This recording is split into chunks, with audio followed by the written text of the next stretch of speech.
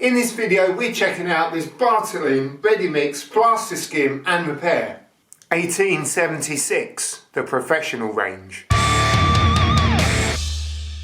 Hey, what's up guys? Yes, it's your main man JB, and here I am at work with this little job where I'm painting all the walls in this bungalow.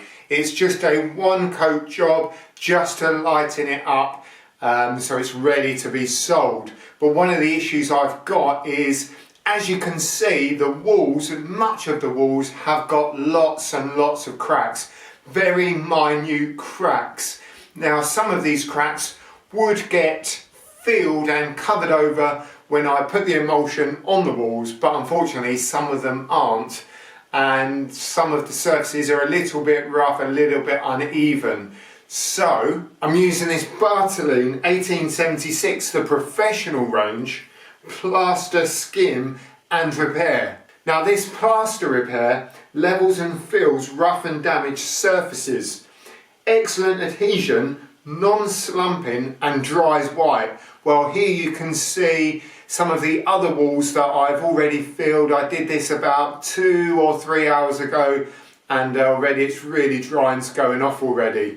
So the thing I love about this Plaster Skim is that once it's dry, it sands really easy. I use a bit of 120 paper and it just goes absolutely super smooth. So once all this lot has dried, I'm going to go over it with a roller and we'll see the results. Now there are some bigger holes in the wall which I have already filled, as you can see, and I haven't used the Plaster Skim for that because the Plaster Skim is suitable really for holes or cracks and crevices that are no more than 3mm deep. So you really do want to use a suitable filler, and I've actually used 1876, the professional range ready mixed filler in here, and so that will be dry later on today. Tomorrow I'm going to leave it till tomorrow, but what we're going to do right now is get the rest of these cracks filled. So it's really quick and easy, and I'm going to show you how.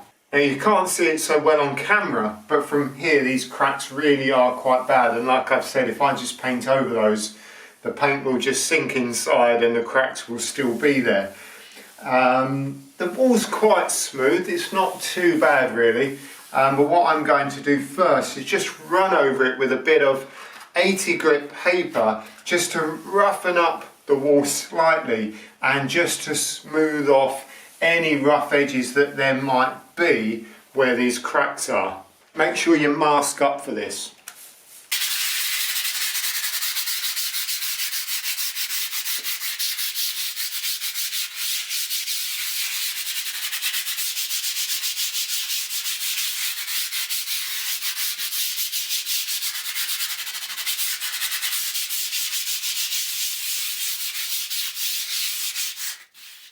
There, really doesn't take much at all. That feels really smooth now. Then once you've rubbed it all down, get yourself a damp cloth just to wipe away the dust. Make sure there's no debris on the wall. That will ensure that the Plaster Skim really does get in there and adhere to the wall.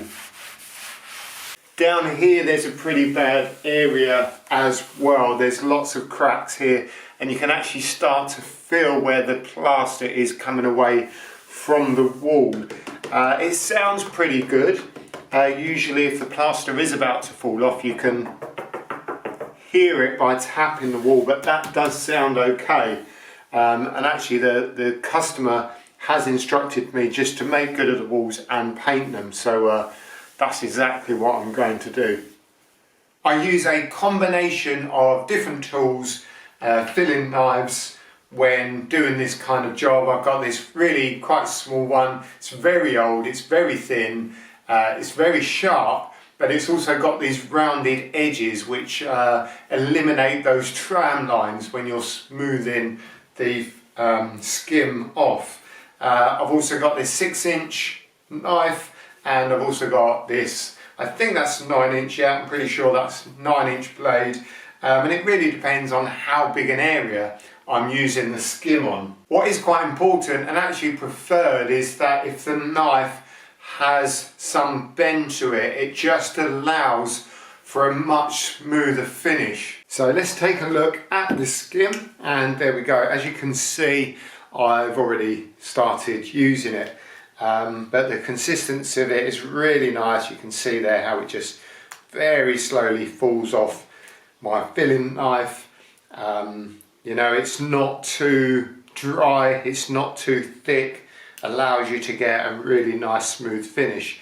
Now what I tend to do if I'm doing a relatively small job is just put a small amount on here, and then I might just move it around slightly just to make sure there are no dry lumps in there. This has only just been opened, so there really shouldn't be any lumps in here. Yeah, that's looking really nice.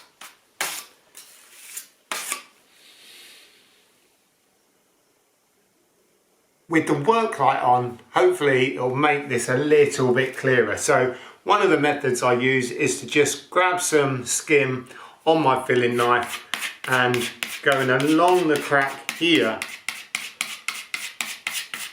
I basically just continue to force the filler or the skim into the crack, and then I'll come along and just clean off the excess like that.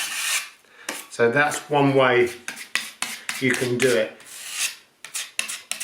I would say if you're new to doing this, this might be the best method to begin with. Just allows you to really focus on the crack and continue to get lots of the skim in there, because that's what you really want to achieve, getting as much in the crack as possible. It's also really important to remove the excess, because what you don't want to have is lots of skim that's dried and thick, and because this stuff is so smooth, it means when you sand it, it leaves a lot of fine dust, so the minimal excess the better. So here's another method which I use. So I make sure I've got some skim on my filling knife, and what I will do is start along the crack and actually distribute it as I go along. And what I'm doing here is changing the angle. So what I'll do is I'll start in this position as I'm going along, I'll change the angle, and that continuously pushes the skin into the crack.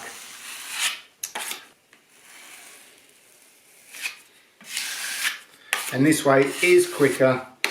It's the way most professionals do it. Just a lot quicker, really smooth finish.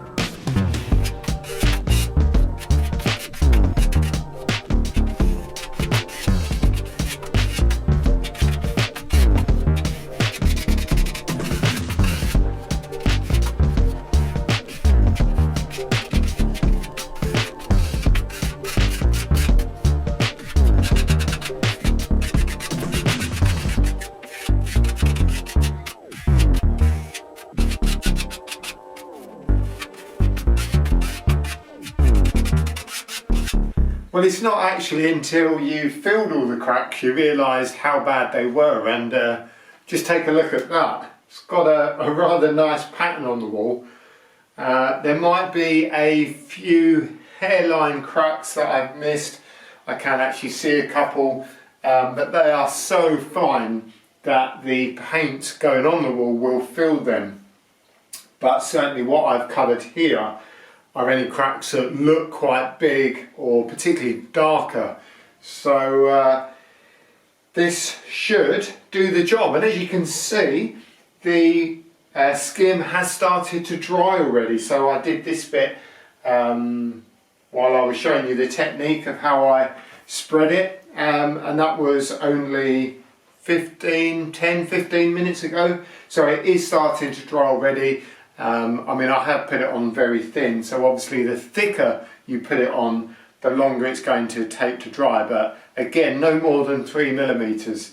And just bear in mind that the filler, any kind of filler does sink a bit, so if you've got really quite a wide gap, then do be prepared for the filler to sink a bit and then have to redo it again. Very often if you're filling holes, you do need to give it 2 fills, but I'm pretty confident that these cracks are so minor that it should only need 1. Anyway, we're going to leave this now. I'm going to carry on with the rest of the room and the rest of the house, and we'll come back tomorrow. I'm going to give it the evening to dry, and then we'll come back, we'll give it a rub down, and we'll stick some paint on it and see how it looks. Okay then, so this has been left overnight and it's been quite warm in the house, and this is completely dry. And as you can see, it's dried really nicely. Now there's quite a lot of it. This isn't the only room in the house. This probably represents maybe a quarter or an eighth of the amount of sanding that I've got to do on the walls where the cracks are. So usually I would do this by hand. If it was just a small area, I'd have a bit of sandpaper, catch the dust.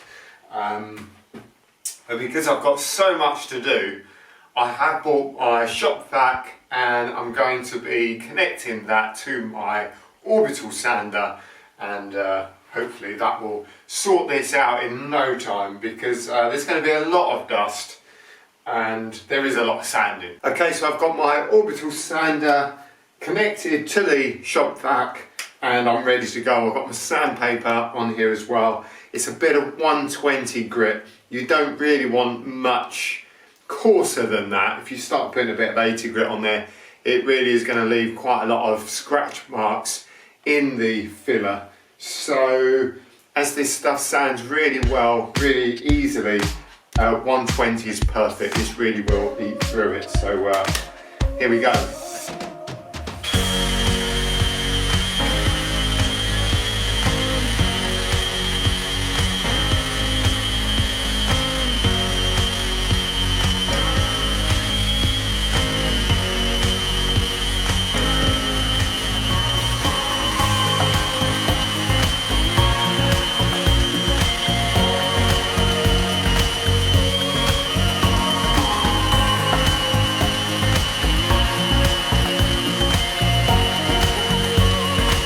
Well, that took about 5 minutes to do that lot, and that is now absolutely super smooth, and that is ready to be painted. If you have a look a little bit closer, you can see where it's filled it but left it really flush and really smooth. So what we need to do now is throw a coat of paint on. But before we do that, let's give it a wipe down with a damp rag just to get rid of that fine dust.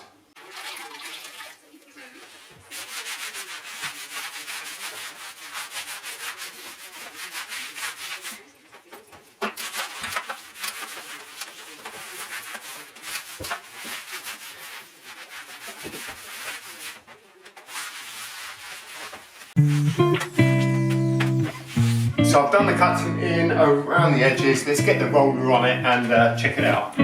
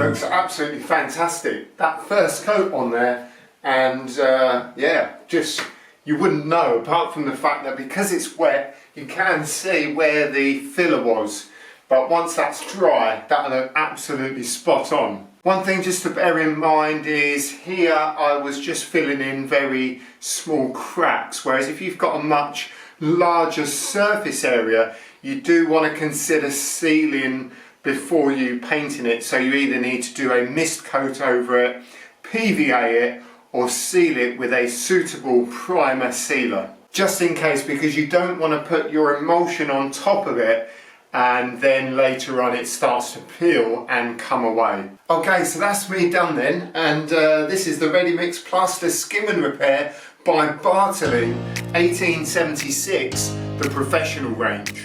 I'm absolutely loving this stuff. It stays in the van, it comes with me on every job, and yeah, really helps out. Right then, I need to get the rest of these walls finished, so I'm going to crack on with that, and I'll see you lot on the next video.